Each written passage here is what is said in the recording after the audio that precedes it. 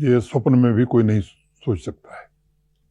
जो हुर्रियत जो था, जो कि अलगाववाद का एक तरह से कह सकते हैं प्लेटफॉर्म ही था, वहाँ कई सारे हुर्रियत से जुड़े हुए जो संगठन थे वो जो है उन्होंने साथ छोड़ा है। इनफैक्ट मुझे याद है गृह मंत्री का बयान भी आया था कि कैसे कैसे ये पूरा जो अलगाववाद आंदोलन ये खत्म हो रहा है। क्या हम मान के चलें कि अब ये जो है सो कोई डोमिनेंट फोर्स नहीं रह गए वहाँ पर, इनकी कोई वैल्यू नहीं रह गई? देखिए, जमात और हुर्रियत ये इनके डीएनए में क्या है ये समझना जरा कठिन है, लेकिन साक्ष्यों के आधार पर लगातार कार्रवाई हुई है और इसका इवैल्यूएशन हर स्तर पर निरंतर हो रहा है। आपको ध्यान होगा कभी कभी संगठन बैन होते थे, व्यक्तियों पर बैन नहीं लगता था, तो वो मुखौटा दूसरा संगठन बना करके उन्हीं गतिविधियों में शामिल हो जाते थे। अब भारत सरकार का गृह मंत्रालय केवल संगठनों पर बैन नहीं लगाता, व्यक्ति भी चिन्हित कर देता है कि अगर मनोज सिन्हा कोई संगठन बना रहे हैं और मनोज सिन्हा पर बैन लगाओ तो वो संगठन ऑटोमेटिकली फिर एजेंसीज के निगाह में आ जाएगा। तो मुझे लगता है कि गृह मंत्रालय बड़ी पैनी दृष्टि से इन सब चीजों को देख रहा है, उसकी गुंजाइश आपने खुद बड़े पैमाने पर जो है उन OGWs को, जो कि जो सरकार के अंदर थे, अलग अलग डिपार्टमेंट्स में, एजुकेशनल इंस्टीट्यूशंस में, जो कि अलगाववाद ही नहीं बल्कि आतंकवादियों के सीधे सपोर्टर थे, उनको मदद देते, तो उनको बड़े पैमाने पर बर्खास्त किया, सिस्टम से निकाला। डिमांड जो है खासतौर पे पॉलिटिकल गवर्नमेंट आने के बाद से ये फिर से शुरू हो गई है कि नहीं जी रिइंस्टेट किया जाए, ना जी ऐसे लोगों पर कोई कार्रवाई ना हो। क्या ये देखिए, मैं इस मामले में मैं एक बात जरूर कहूंगा कि उसका प्रोविजन जब कॉन्स्टिट्यूशन में किया गया तो उस पर कॉन्स्टिट्यूएंट असेंबली में बड़ी बहस हुई थी और जो स्वतंत्रता आंदोलन के हमारे नेता थे, खासतौर से सरदार पटेल साहब और अनेक लोगों ने बात कही कि कुछ लोगों ने कहा था कि साहब इसकी जरूरत क्या है, तो सरदार पटेल साहब ने बड़ा बढ़िया उत्तर दिया था। और मुझे लगता है कि जम्मू कश्मीर के प्रशासन में इस तरह के काफी तत्व आ गए थे। जो आप बात कह रहे थे कि शांति स्थापित करनी है, स्थायी रूप से खरीदनी नहीं है, तो कई बार शांति खरीदने में भी इस तरह के तत्वों को की मदद ली गई थी। प्रक्रिया थोड़ी टेढ़ी है, व्यक्ति की पहचान, पूरा राज्य बनाना, फिर वो कार्रवाई करना। तो कार्रवाई हुई है और कार्रवाई भविष्य में भी ऐसे लोगों को चिन्हित करके निरंतर होती रहेगी, क्योंकि सिस्टम में कोई ऐसा आदमी रहे जो राष्ट्रद्रोह कर सकता है या स्टेट के खिलाफ काम करे और वो भी स्तर पर, तो मुझे लगता है वो ठीक नहीं है और वो कार्रवाई आगे भी जारी रहेगी।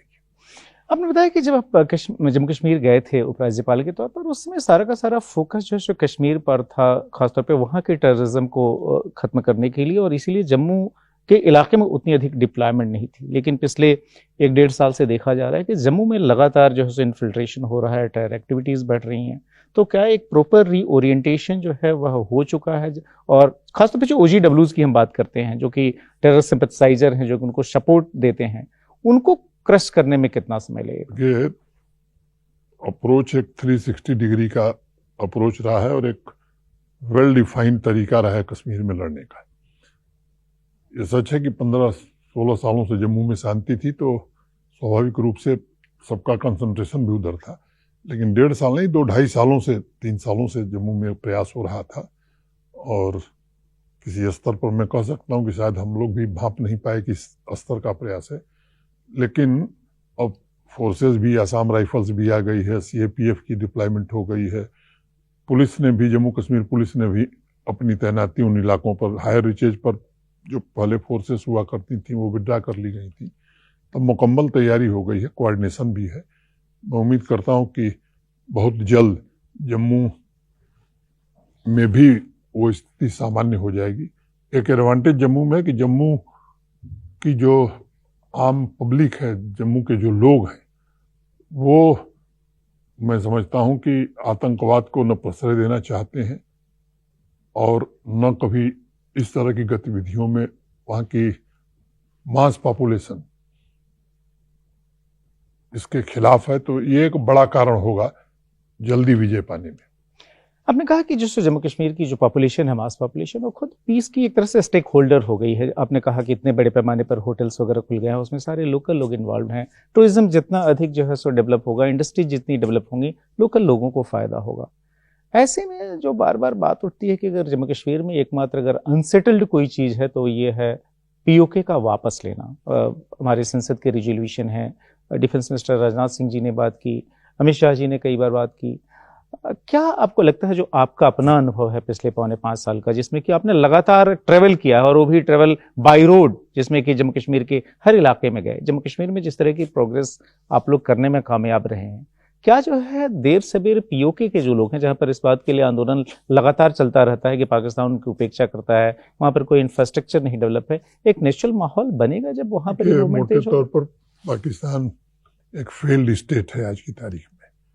वो हमारे पड़ोस का मसला हो, बलूच का मसला हो, आंतरिक समस्याओं से पाकिस्तान जूझ रहा है। वहाँ की जनता में अविश्वास, मैं समझता हूँ कि अपने पीक पर पहुंच गया है। अब हम लोग जहाँ हैं कश्मीर में, इधर भारत का हिस्सा है, उधर कश्मीर का है, अरे पाकिस्तान का है।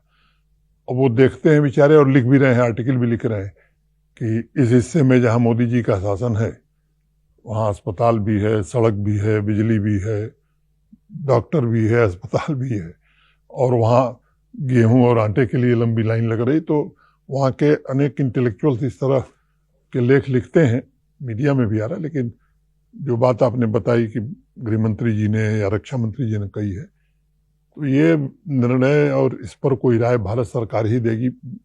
मेरी सीमाएं, मैंने पहले भी कहा कि मैं अपनी सीमाओं से वाकिफ हूँ, ट्रांसफर के मामले में भी और इस मामले में भी मैं अपनी सीमाओं से वाकिफ हूँ कि मेरा रोल क्या है। जो काम भारत सरकार का है वो भारत सरकार ही उस पर प्रतिक्रिया दे तो अच्छा रहे। लेकिन आपने सुरक्षा के मामले में कभी कोई सीमा नहीं रखी है। आपको मुझे लगता है पहले चेताया भी गया जब आपने बहुत ज्यादा रोड जर्नी शुरू की, और मुझे लगता है कि मुख्यमंत्री भी वहां उतनी रोड जर्नी या पहले के गवर्नर करते थे जितनी आपने की। क्या कोई भय नहीं लगा? गृह मंत्री जी, मुझे लगता है कि जम्मू कश्मीर की सिक्योरिटी सिचुएशन पर बराबर ध्यान देते रहे हैं, निरंतर बैठकें करना, फीडबैक लेना। और दूसरा, जहाँ तक व्यक्तिगत सुरक्षा का सवाल है, तो जम्मू कश्मीर के एसएसएफ के लोग हमारी सुरक्षा में हैं। और ये फायर ब्रिगेड की गाड़ी आपने देखी है ना, तो उसमें बाल्टी जो होती है लाल होती है, वो लिखा रहता है आग, और उस बाल्टी में होता है बालू। तो मुझे लगता है कि आग दिखने के लिए है, अंदर बालू होता है। आप 65 साल के हो चुके हैं ऑलरेडी, कई बार देखा गया कि, और खासतौर पे जहां पर भी ऐसे शहीद इस तरह की धमकियां आती हैं, तो ये बंदर घुड़कियों से डरना क्या है। पैदल भी आप कई जगह गए उन गांव में जहां पर कि लोगों के कैजुअलिटी हुई थी। बच्चे, शुरुआत में जब मैं नया नया गया तभी 3 गुजर लड़के थे जो सोपैया में इनकी मृत्यु हो गई थी, रजौरी के रहने वाले थे। उसमें जब जानकारी मिली कि उनके साथ गलत हुआ है, तो मैं प्रशंसा करूंगा आर्मी अफसरों का, और खासतौर से बिपिन रावत जी का। उन्होंने तुरंत कार्रवाई की। उससे आम जनता में एक विश्वास हासिल हुआ कि अगर गलत होगा तो आर्मी हो या फोर्स के लोग हो या पुलिस के लोग हो, ये गलत काम को प्रसन्न नहीं देंगे। और मैं बार बार कहता हूं कि बेगुनाह को छेड़ो मत और गुनहगार को छोड़ो मत। तो ये आम आदमी का भरोसा जब रहता है, तभी इस तरह की लड़ाई आप जीत सकते हैं।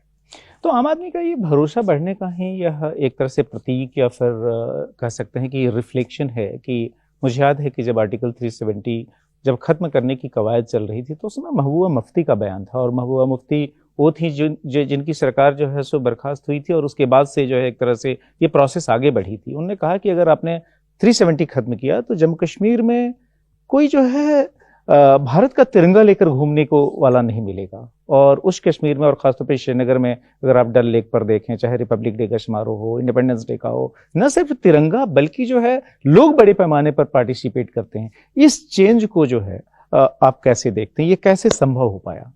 मैंने पहले ही शुरुआत में कहा कि इंडियन स्टेट की अथॉरिटी जो है वो पूरी तरह जम्मू कश्मीर में, खासतौर से वैली में एस्टेब्लिश हो गई। और जो तिरंगा यात्रा या बाकी कार्यक्रम संस्कृति मंत्रालय करता था, उसमें आपके मित्र जो है ये गवाह हैं, वो अनेक ऐसे स्थान, पुलवामा, शोपियां, 10-10 हजार लोग तिरंगा लेकर के निकले थे। डल के किनारे बड़ी संख्या में लोग निकलते थे। जब पहली बार 2021 में मैंने 15 अगस्त के पहले हर डिस्ट्रिक्ट में कंपटीशन कराया राष्ट्रगान को लेकर के, तो बड़ी संख्या में लोगों ने पार्टिसिपेट करना शुरू किया और डिविजनल लेवल पर भी, और जो मेन फंक्शन होता था वहां बच्चों को बुला करके पुरस्कृत किया जाता था। धीरे धीरे मैं समझता हूँ कि 21, 22, 23, 24 ये संख्या लगातार बढ़ती गई और तिरंगे की कमी पड़ने लगी थी। तिरंगा उठाने वालों की कमी मुझे कभी नहीं दिखी। ये बहुत ही एक तरह से कह सकते हैं कि जो सो पॉजिटिव डेवलपमेंट है।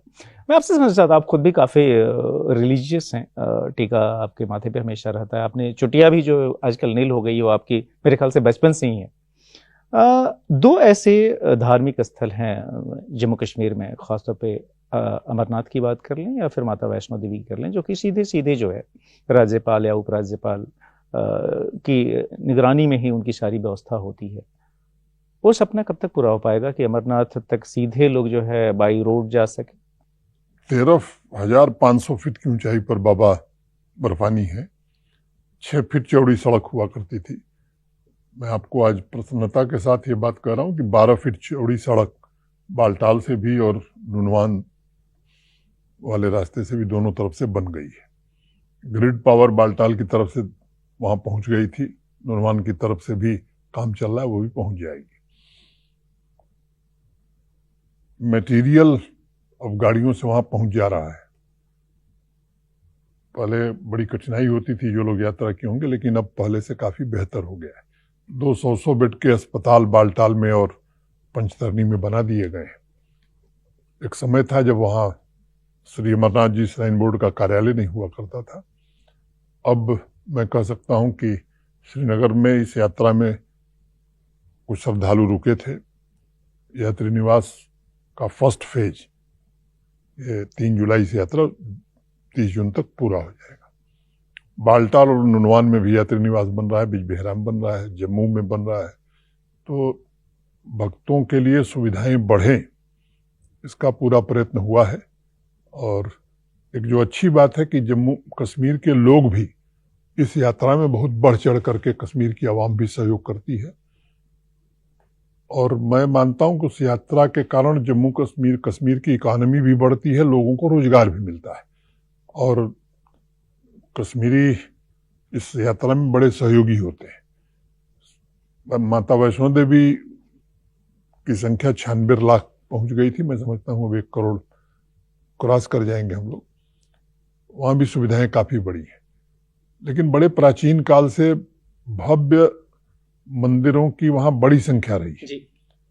और मैं कहूं कि अब एक नए प्रकार का वातावरण वहां बना है, चाहे वो मचैल माता की यात्रा हो, बूढ़ा अमरनाथ की यात्रा हो, अनेक यात्राएं वहां निकलती हैं और सभी यात्राओं में संख्या भी बढ़ती जा रही है, सुविधाएं बढ़े इसकी भी चिंता की जा रही है और सुरक्षित हो इसको भी दृष्टिगत रखा जाता है।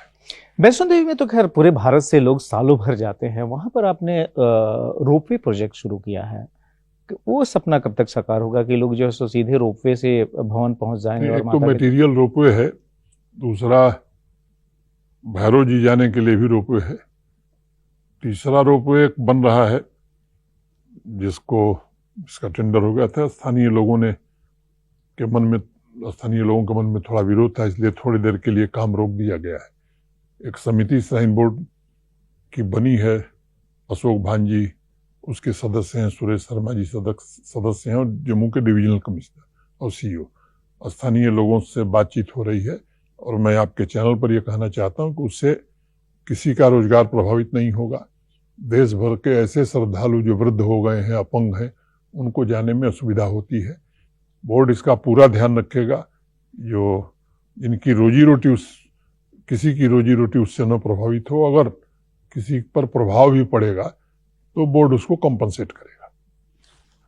ये बताएं कि कितना संतोष होता है, क्योंकि छात्र जीवन में विद्यार्थी परिषद से आप जुड़े और ऑब्वियसली जो है जो सोच थी उसमें ये हमेशा था कि भाई कश्मीर का जो फुल इंटीग्रेशन जो है भारत के साथ होना चाहिए। जो नारे भी उसमें लगते थे कि भाई एक देश में जो है दो विधान दो निशान, ये सब नहीं चल सकते।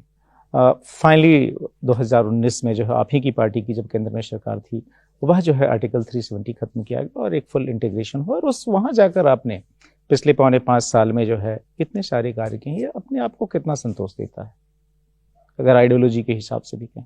मुझे लगता है कि भारत के नागरिक के नाते किसी को भी ये संतोष हो सकता है कि ऐसे लोग जो हाशिए पर थे, जो रह तो सकते थे, वोट नहीं दे सकते थे, वहाँ सफाई तो कर सकते थे लेकिन नौकरी नहीं पा सकते थे।